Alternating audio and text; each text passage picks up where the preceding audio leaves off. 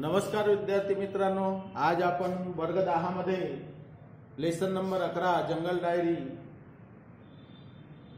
हे बघणार आहोत। अतुल धामणकर यांनी आपली स्वतःचा अनुभव जेव्हा ते जंगलात गेलेत त्यानंतर त्यांनी आपले अनुभव कसे आपल्या पुढे सादर केलेले आहे ते आपण बघणार आहोत। अतुल धामणकर प्रसिद्ध वन्यजीव संशोधक, लेखक आणि छायाचित्रकार।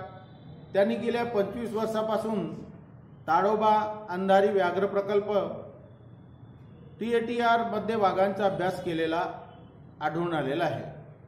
पश्चिम बंगाल, उत्तराखंड तर राजस्थान अशा अनेक भागात, गुजरातमधील अनेक उत्कृष्ट जंगलांना त्यांनी भेटी दिल्या। त्यांची वाघ, मृगकथा, नवरंगाचं घरटं, अरण्याचे अंतरंग, महाराष्ट्रातील वन्यजीवन, ताडोबा, वाघांचे जंगल, जंगल डायरी, मार्जर कथा ही वन्यजीव विषयक पुस्तके प्रसिद्ध आहेत। या पाठामध्ये जंगल डायरीतील काही अनुभव सांगताना लेखक महोदयांनी जंगलातील प्राण्यांचे निरीक्षण केलेले आहे आणि त्यातल्या चित्तथरारक प्रसंगाचे वर्णन आपल्या पुढे सादर केलेले आहे। त्यामध्ये आईची मातृत्व कल्पना ही रोमहर्षक इथं आपल्याला बघायला मिळणार आहे। तर बघूया हा पाठ। अतुल धामणकर यांनी तारीख 27 मे 1957 रोजी 97 वेळ सकाळी 6 ते 9:30च्या दरम्यान कोळसा परिक्षेत्र, ताडोबा अंधारी व्याघ्र प्रकल्प, चंद्रपूर। आज पहाटेच कोळसावन विश्रामगृहातून बाहेर पडलो।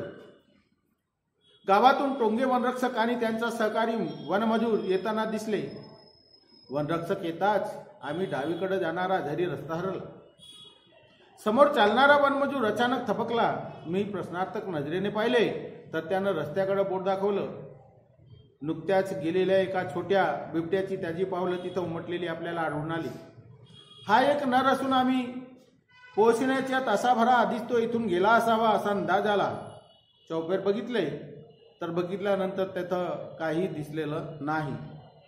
अचानक मला जंगलाच्या कोपऱ्यावर बघताना थोडीशी हालचाल जाणवली।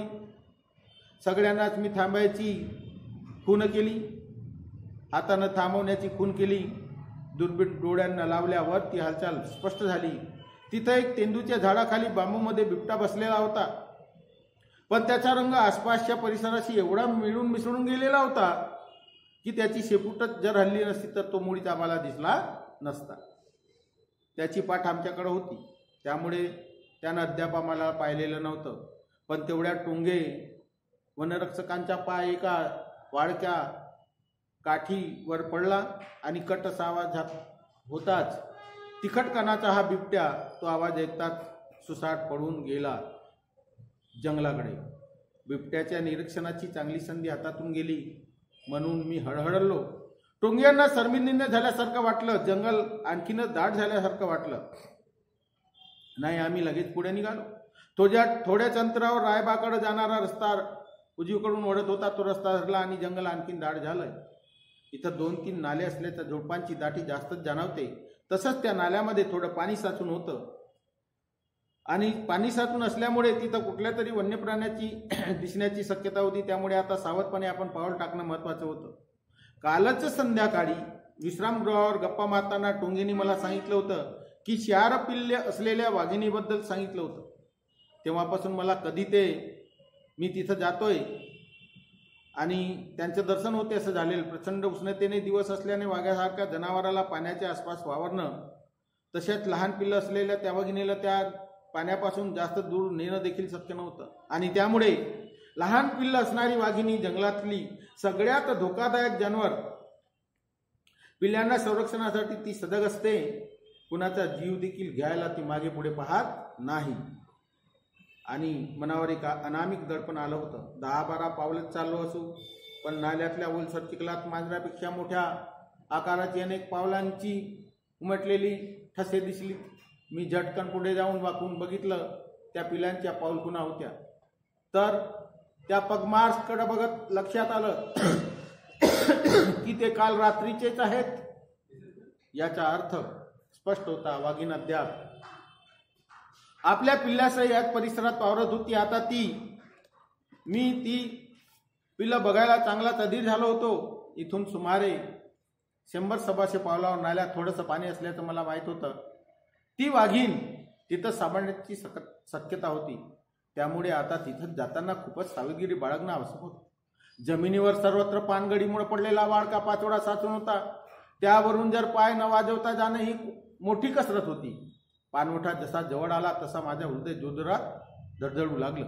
पुढे काय दिसेल या जाणीवेनं माझा घसा कोरडा पडला. इतरांचाही अवस्था अशीच झाली होती. आम्ही सगळ्यांनीच एकमेकाकडे बघितलं. चौकस राहण्याची डोळ्यांनीच खून करून सूचना दिली. आता एक एक पाऊल टाकताना मनावरचं दडपण अधिक वाढत होतं. कुठंतरी झाडाच्या बुंद्या आड जांभळीच्या झुडपात लपलेले वाघीण रागानं गुरगुरत सणादात अंगावर येणार असंच वाटत होतं. वाऱ्यानं हळूच होणारी पानांची सडसड देखील मोठी वाटत होती. आता जणू सगळाच काळच थांबला असावा असं मला वाटलं. आव अचानक नाल्याच्या पलीकडून आलेल्या त्या बारीक आवाजानं मी जागीच थबकलो. माझ्या अंगावर ससरून काटा आला. 1 वर्षाच्या वाघाच्या अभ्यासानं आणि अनुभवाने ठाऊक होतं की हा वाघिणीचा आवाज आहे. ती आवाजानं आपल्या पिल्लांना बोलवत असावी. अचानक पाण्यात धपकन काहीतरी पडल्याचा आवाज आला. मी पाणवट्याकडे बघितलं. आश्चर्यानं थक्कच झालो. एका पिल्लानं बाजूच्या जांभळीच्या झाडूतून थेट पाण्यात उडी घेतली होती. लगेच त्याच्या पाठोपाठ उरलेली 3ही पिलं धपाधप पाण्यात उतरली. आईचा आश्वासक आवाज त्याच्याकरता उत्साहाचा वारा भरणारा ठरला होता. वाघीण रात्रीच पिल्ल्यांना नाल्याकाठच्या जांभळीच्या दाट झुडपात लपवून शिकारीसाठी गेली होती. रातभर परीट करण्यानंतर या परिसरात दुसरे नर वाघ, बिबळा, रानकुत्रे अशी पिल्लांना संभाव्य शत्रूंचा राबता होता. त्यामुळे तिला ही खबरदारी घेणं आवश्यक होतं. वाघांच्या लहान पिल्लांना इतर भक्षकापासून खूपच मोठा धोका असतो आणि त्यामुळे वाघीण पिल्लांना सुरक्षेबद्दल भलतीच दक्ष असते, सजग असते. आता ती रात्रभर जंगलात फिरून पिल्ल्याजवळ परत आली होती. आईची हाक ऐकताच अजूनपर्यंत दडून बसलेली हे पिल्ल त्या झुडपामध्ये होती. ते पिल्ल आता बाहेर निघाली आणि मनसोक्त खेडकर वृत्तीने तिच्याकडे झेपावली. तेवढ्यात नाल्याच्या डावीकडच्या विरण बाबूतून मला वाघीण येताना दिसली. ती सरळ पाण्याजवळ आली आणि वळून पाण्यात बसली. रात्रभरच्या वाटचालीने ती थकून गेली होती आणि म्हणून तिने थोडी विश्रांती घ्यावं असं तिला वाटत होतं. पण पिल्लांना उत्साहाला आई बघताच उधाण आलेलं होतं. त्यातील एका पिल्लानं थेट वाघिणीच्या पाठीवरच उडी मारली.